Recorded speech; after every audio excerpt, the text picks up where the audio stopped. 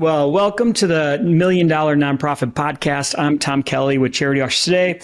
Today, we're thrilled to welcome Janelle Duray, the President and CEO of Jobs for America's Graduates, JAG. Janelle brings over 15 years of experience in education and nonprofit management. Under her leadership, JAG has transformed more than 1.6 million youth and currently serves 78,000 young people across 1,500 communities.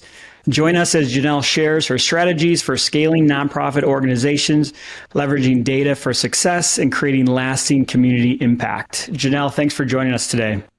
My pleasure to be here. Thanks for having me, Tom. Yeah. So what inspired you to pursue a career in nonprofit management and education?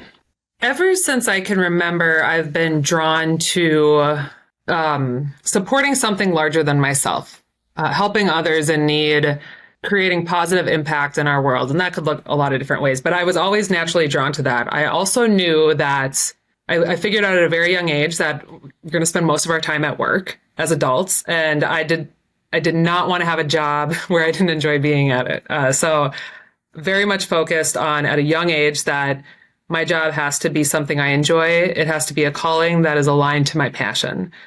So that naturally brought me into nonprofit work. The bottom line is mission, right? Not dollars. So I do believe, though, however, that nonprofit employees and leaders should get paid their fair value. But nonprofit work attracted me because it's mission driven. Mm-hmm. And with, the mindset of paying, a salary for, the member that is either volunteering or running the organization, how important is it to have that mindset that, hey, we should be paying these people because they're taking up their time? And, compare the salaried volunteers or workers in the organization to maybe a volunteer and the two differences between, the mindsets that some of these people that are starting a nonprofit for the first time kind of come in with. Yeah, I think that it all depends on where you're at in your journey. If you have a full-time job and you're bringing in an income, but you launch a nonprofit because that's where your passion is, you're going to have to make calculated decisions and you're going to have to crunch numbers to determine when that is best for you based on what your needs are, your lifestyle, and then you have your board of directors. But even outside of that, you got to surround yourself with leaders who maybe have done this before and calculate the time for you that it makes sense to make that leap, if that's what you're considering. I'm a volunteer for this nonprofit because it's my passion. However, I'm spending half of my time there, perhaps even more, but I'm not getting paid. I mean, put the nonprofit aside. What matters to you and your livelihood and where your passions are? And I say this to our students all day, every day. Our first name is jobs. So we advocate for young people and we support them in developing the skills they need to enter the workforce and be competitive in the labor market. After that, I say you got to figure out what your passion is and where your joy is and how you make money in doing that. So when it comes to nonprofit leaders who are trying to figure out that piece, come back to that central question of what brings you joy and how do you want to spend your time, and then work with other nonprofit leaders who have already gone through this journey to determine what a competitive salary is. And also be aware of your gaps, where you might need to be a competitive executive director in your industry, in the nonprofit market that you're specifically in, and then develop that job description with that salary package with that group of individuals who's been there before, and present that to your board. But even when you said volunteers and non-paid volunteers, I mean, we all will have that in the nonprofit world because there are individuals who support our nonprofit, our mission, who have full-time jobs, and they do this because they want to do it. It is their personal extracurricular that touches their heart, or it might be their corporate one because they have volunteer time off at their employer's place. But you got to be very mindful of when you're a near full-time volunteer executive director of a nonprofit. And it'll be a calculated approach. I would suggest a very calculated approach that has a budget attached to it when you make that leap. Do you think there's a different mindset of when you have expenses, whether it be, for office space, payroll, you kind of approach fundraising and raising money differently than if you did not have those extra expenses that you needed to basically raise enough money to cover every single month, plus have enough left over to, support the mission and the people that you serve? Yeah, if you're a small nonprofit, I mean, you're working out of your house, you're working out of your basement, there's different types of funders who are going to support different type of work. You are seeing a movement in philanthropy around in awareness that it can't all be programmatic. Your costs cannot be all programmatic, because then you get into this situation where you're expecting more data. You're expecting more reporting. People want to see the outcome of their dollars and they're their dollars. They have the right to ask for those things. Absolutely. However, in order to get that data, in order to protect that data and manage that data and communicate that data, that's all administrative work that the nonprofit needs to be able to pay for.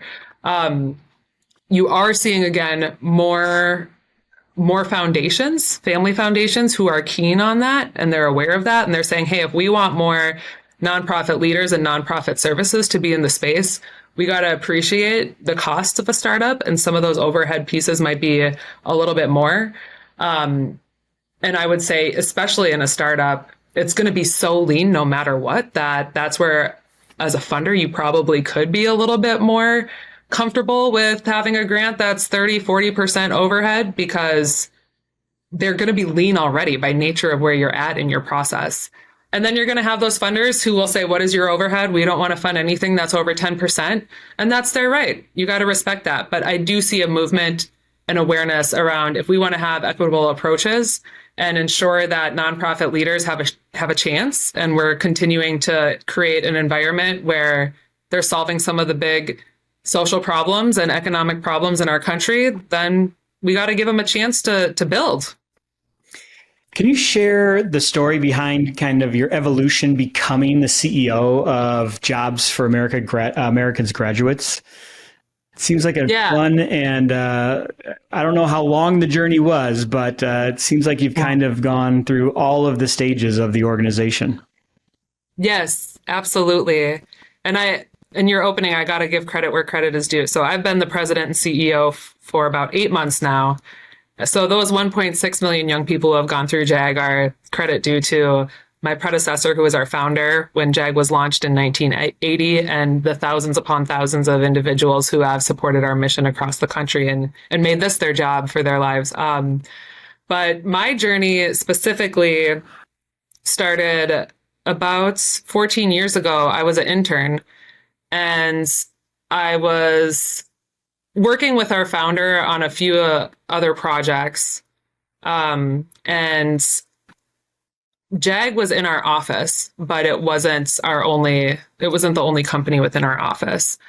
And when an individual left JAG for another opportunity, I was asked to step in and support an event that JAG was hosting. And I said, sure, absolutely, glad to do it. And immediately that calling my entire life of find something that you're passionate about, find something that is mission driven, find something that's going to support people and help people who might not always have a seat at the table. That itch got scratched when I went to that event. And then I fast forward a couple of months later, and it was what we call our National Student Leadership Academy. So you have JAG students from across the nation come together in DC. They're in leadership development workshops. They're meeting peers across the country. It's the first time most of our students have flown on a plane or stayed in a hotel.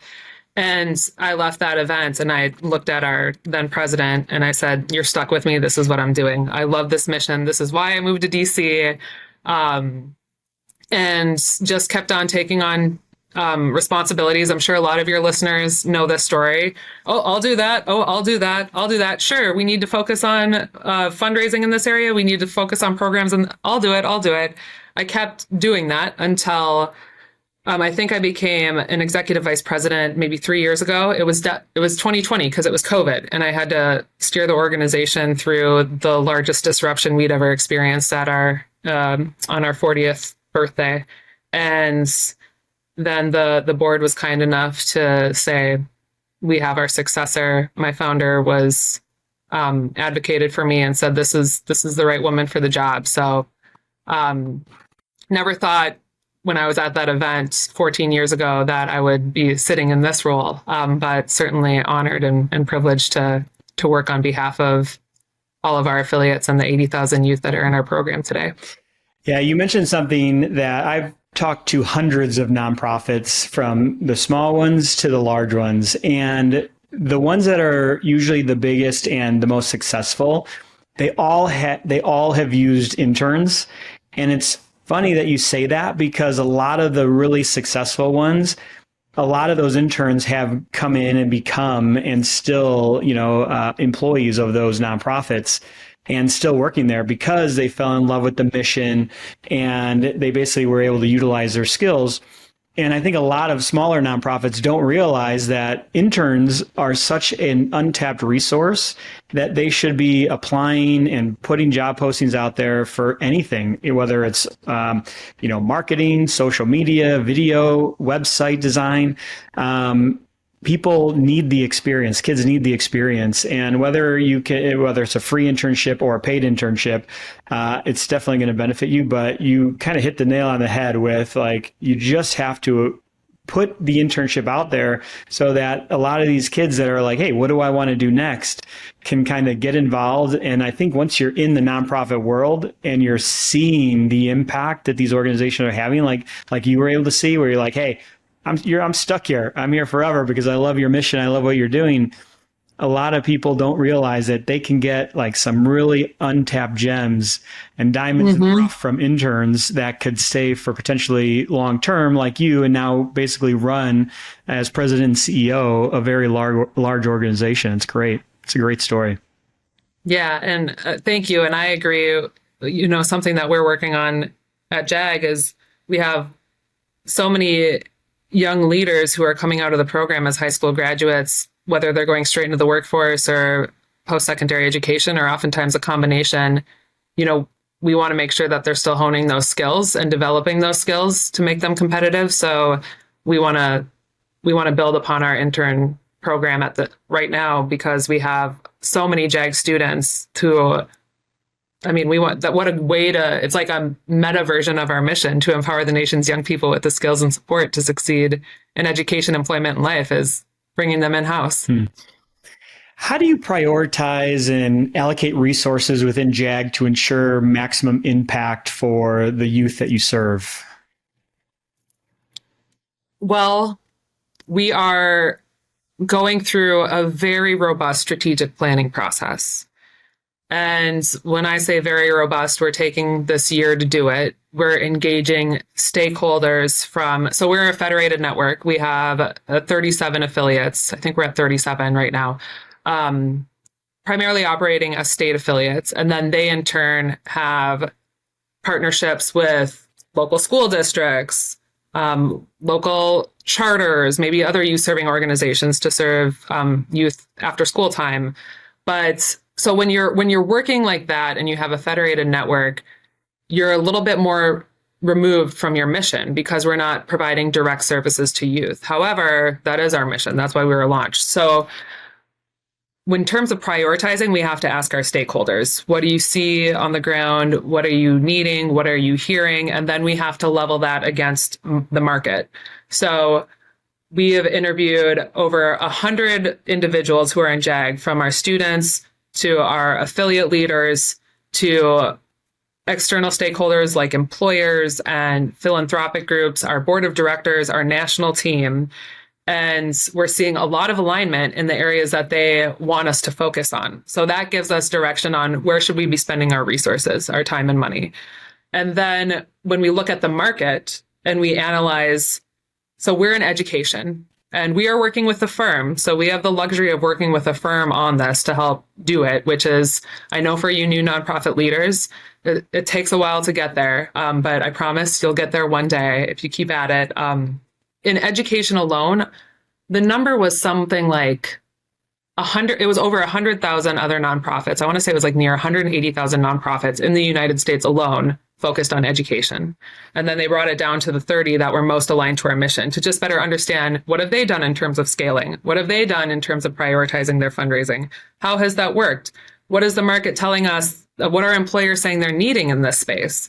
And then we balance what our stakeholders are saying at the local level, what our students are saying they need to see from JAG, what our affiliates are saying they need to see from JAG, and pair that against what the market is telling us is the need and bring those two together. So it's a very surgical process, actually, which I would say a few years ago, it wasn't for us. But once you get to that certain scale and maturation, you gotta take that stuff pretty seriously, and you gotta be competitive because it's all about the mission. And we know there are a lot of kids who could benefit from services like JAG. We know there are other nonprofits in the space that we can collaborate with. So we're getting a lot more clarity on how we spend our money based on the strategic planning process. What are some of the key challenges you faced in scaling JAG's impact, and how did you overcome them? I don't want to say money because that's what everyone says, right, in this space. But clearly resources, whether that's funding or not. But I would say, so let's stick with resources and then say capacity to implement resources, right? Or implement new services. So what we've seen a lot is capacity. And especially if you're a young nonprofit, you're a new nonprofit working towards that $1 million mark, your capacity is limited because you're probably a 1, 2, 3, you're a small person shop. And finding enough capacity in just hours in the day to deliver on the priorities is extremely difficult. And that is an issue for scale, no matter what. It takes a lot of discipline to just assess how you're spending your time. And if you want to scale, you will spend your time much differently. I've told my team that while I've been with the organization for 14 years, the way that I spend my time now versus how I spent my time 8 months ago is radically different. And I have to consciously work on that every day to ensure that as president and CEO, I am spending my time and where it needs to be spent. And if you are interested and if you want to scale your organization and you really mean it, you're going to have to take a step back and say, what do I need to let go of in order to focus on the areas that are going to get us there? And then once you identify that what, then you can say, who is going to take that and go out and raise money to find that who, and then you get a job description too written for them. And then when you do that, take the time to find the right person, because you likely have someone in mind, but talk to other nonprofits and talk to other leaders, because they will likely challenge you more than you can challenge yourself, because we have blinders on. We know the work, you're in the program, you're doing it each and every day. And so often we don't have that external lens, and we need that. So to scale, it's capacity. To build capacity, you got to spend your time differently. And then you got to make sure you build capacity by offloading and delegating things that you used to do to someone else. Yeah, I like what you said. It's who, not how, right? If you want to get the biggest impact at the fastest rate of speed, there's always somebody that knows and has gone through that same experience before that can get it done 10 times faster.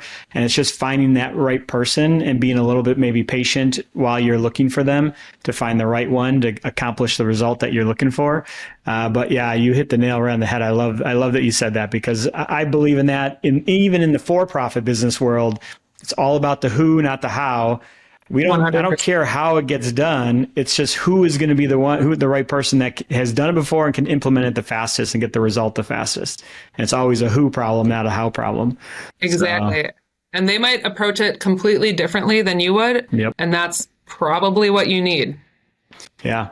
Yeah, and I do agree with you on that, where you have to almost take yourself out of the mix, because you're right. We all have blinders on because we've been in doing the same thing for so long that it's hard to think almost sometimes outside the box in a specific situation.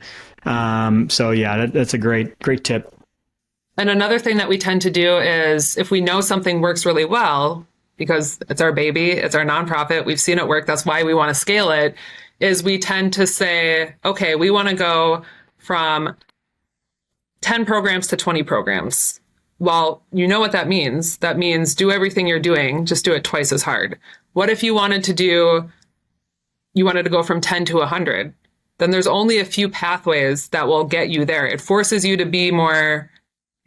step outside, because you can't just continue what you're doing to get to a 10x solution. You have to think of alternative approaches to get to that scale. And I mean, I'm taking this from a book I recently read, 10x is easier than 2x. So recommend it to others who need that shift in mindset to kind of give them the boost they might need to really think of scale in a different way. Mm-hmm. Yeah, that's great. Well, and 10x is better than 2x is a business book, but all business books can be tailored to the nonprofit world. And I think a lot of people don't really realize that. Just like the book Who Not How can be tailored to the nonprofit world. Same author. Yeah, it's like a lot of people, they just have to step out of their comfort zone. Just realize that, hey, it's a nonprofit, but you have to think of it as like a for-profit business, because you need to have a return on your investment. You need to be able to have a good run rate for those months that you don't raise as much money to keep the lights on and keep people engaged.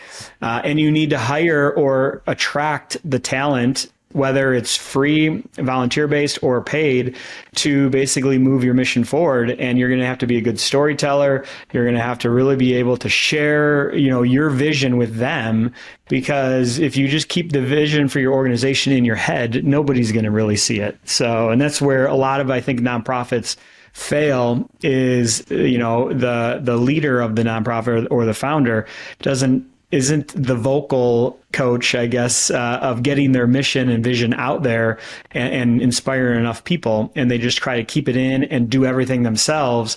And when you try to do everything yourself, same thing in a for-profit business, most likely it's going to fail because you're going to burn out. And just like you said earlier, when you have a full-time job, but then you're trying to really do this mission, you have to choose between putting food on the table or supporting the cause. And putting food on the table is the one that always gets picked over the cause, usually 99% of the time. You have to think about yourself and your family. And, you have to, when you have a mission in a nonprofit that actually serves, you have to think about how can I generate as much impact and donations to kind of keep things going. So I love it. Yeah, I couldn't agree more. My formal education, nonprofit management, and that's important. You got to know all of those pieces. But when it comes to professional developments, I often go to for-profit business books, business strategy, team building, like taking everything from there, because same principles. It's just one is about bottom line dollars and the other one is about bottom line mission. Mm-hmm. And to me, it's been some of the most helpful guidance I've ever gotten, is learning more about the companies that have really gone, Jim Collins' book, Good to Great, all those things. And you will find all the alignments, all the guidance that you need in these books. It's just a difference between money and mission. Mm-hmm. Yeah, I love that.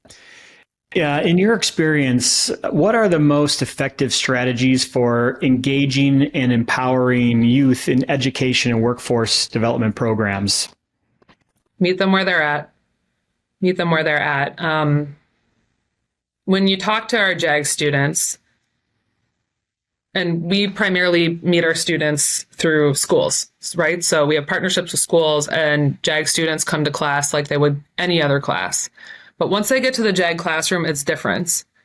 And we were created to work with young people who maybe they have challenges outside of school. They might have challenges in school, academic issues. But we often find that the reason why they might be suffering academically is not because they're bad at school. It's because the challenges that they're facing outside of school. And JAG is a space for them to come in and have an adult that has time to listen to them and our education system, our teachers are working so hard each and every day, but they often don't have the time to provide that individualized attention to the students who need it the most because of how the system's set up. So our JAG specialists create a space in which they show up as they are and we listen. And once our young people realize that this is a place that they can be themselves, and by the way, we're going to teach you practical skills and provide you resources that are going to help you navigate life, like how to do taxes, how to buy a car, how to appropriately, get your own apartments or sign up for a loan if that's appropriate for you, all that stuff. And they're like, oh, well, these are practical things that impact me right now. And then you're going to help me get into the workforce and find a job that's aligned to my passion. Then they're all in. And when you talk to our students, they say JAG is like a family. And they often say, it felt like for the first time someone listened and didn't tell me to listen, but they actually listened to me. And then they are engaged in their community. They meet with employers. Once they say, hey, I'm interested in this, we bring that close to them by engaging employers who have career opportunities in their backyard that are aligned to those interests. And we're increasingly developing our leadership component of JAG, which has civic engagement, social awareness, and it's just that whole rounded individual. How do you feel like a part of your community and be a leading member of your community? And all that boils down to meeting young people where they are. And what role does data play and metrics play in measuring and improving the success of JAG's programs? I got to go back once again and thank our founder, Ken Smith, when he was tasked to create a program like JAG. They brought in the school system, they brought in employers, they brought in the state governments, and they said, we have to demonstrate if we're leveraging taxpayer dollars, if business owners are pouring in, if schools are engaged, we have to show that this works because everyone's putting some skin in the game. So we are based in data. Data is in our DNA. So when young people come in, we know they're eligible for the program based on the eligibility criteria that we have, which ensures that the young people who most need, want, and can benefit from the program are in it. We know their employment status a full year after they graduate. We know their post-secondary status. We know we have 37 employability skills competencies that they learn through JAG. We have a lot of data. And we work with a lot of different funding sources that require that of us. So data is paramount, because we have a saying in JAG, if it's not in the data system, it didn't happen. So I feel very fortunate that was at the forefront of our programming, because now it's in our training, it's in our onboarding, and it's the backbone. I would say our students are our heart, but our backbone is our data. Tell me a success story from one of the students that completed the JAG program. The most memorable. There's several. Oh, I don't even know this young man's name, but he sticks out to me so much. It was just a few weeks ago where we had what we call our National Career Development Conference. It was only our third annual one that we've done, but we still had 1,200 students that came. So coming from across the nation, again, oftentimes first time they've traveled. This is where they compete in our employability skills. Oftentimes they've won at their local and state level, so now they're competing nationally. They're attending workshops hosted by employers. There's a college and career expo. They have a day in the city where they explore. And in that day is when they're tallying the votes, because we have voting delegates who elect their slate of JAG National Career Association officers. And I've learned more about our democratic process and how the Electoral College works through our students than anywhere else. Despite all the times I've tried to read about it and learn it, now I get it because of our kids. But when we were announcing the awards the final night of the students who placed in the competitive events, there was, you can often see students as they're saying 10th, 9th, and going through the different placements. When they say second, sometimes on the face of the student, you'll see they get upset because they know that they're not first, right? But there was this one young man who was up on stage. And in this particular event, which is very not the norm, but there were only 3 competitors. So we all knew someone was going to place 1, 2, and 3 because it was a new category that we still haven't quite developed. So it's very small. So everyone was going home with an award. 3 competitors out of 1,200. This kid got second, and it was the most joy I've ever seen of anyone in my life. He was so proud. And this was in one of our out of school programs. So this is a young man who likely came back and got his GED. And he had his fist in the air. He was holding up his second place certificate, and he was just like, the pride that was coming out of him was just, it was just a great reminder of why we do this work, and that everyone's achievements look different. Everyone's wins look different, and we have to meet young people where they are and celebrate those wins. And when we walked off stage, our vice president of operations was there to shake his hands, and he said he was crying and giving kids hugs. And this is a young man, again, who probably, aside from the folks that were the students who were he was standing in front of like an auditorium of strangers, right? And my vice president said he now has that young man's picture printed and on his wall as inspiration every day. So I don't know this young man's name, but it was just one of those moments where, most people would be like, oh, I got second. And this young man, like, he can achieve anything now after getting that award. Sometimes it's just that little bit of hope that somebody needs to really change the direction of their life. And it seems like this guy really, really got it. Yeah. That's great.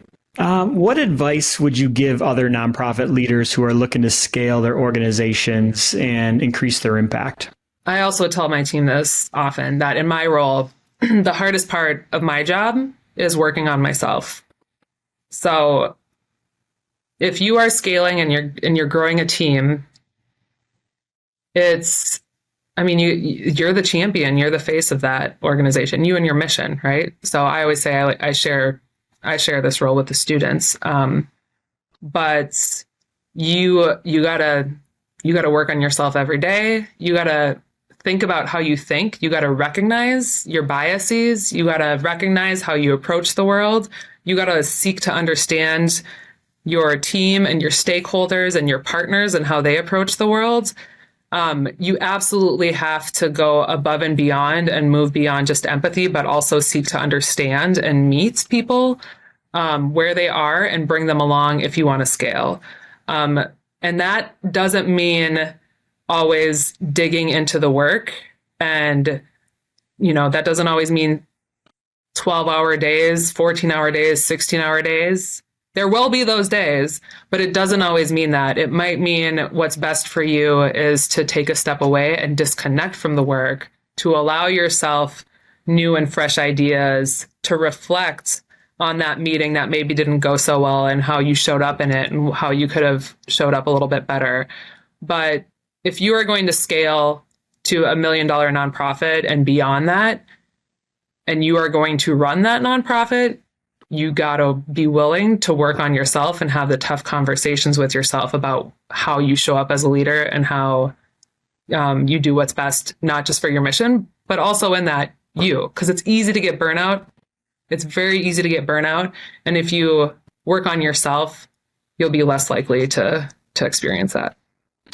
And this is going to lead into my last question. And I always like to kind of end with this. And you've gone from intern to CEO of a nonprofit. Who did you have to become to go from intern to CEO? And I know that question I just asked you it's right along lines, but let's talk about you personally. Who did you have to become to grow yourself and your skills to eventually run and be CEO of this organization? So I'm extremely competitive.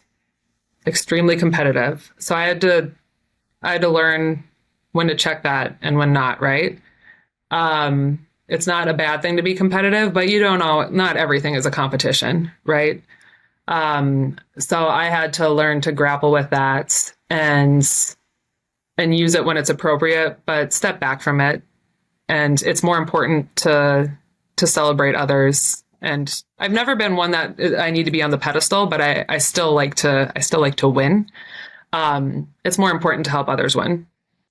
Collaboration. So that's probably a follow-up to competitiveness, right? I fell in love with JAG and I was like, I love it and I know it works. It's focused on what our country needs. It meets young people where they are and it changes individual lives and it has the data to back it up. So JAG was the best.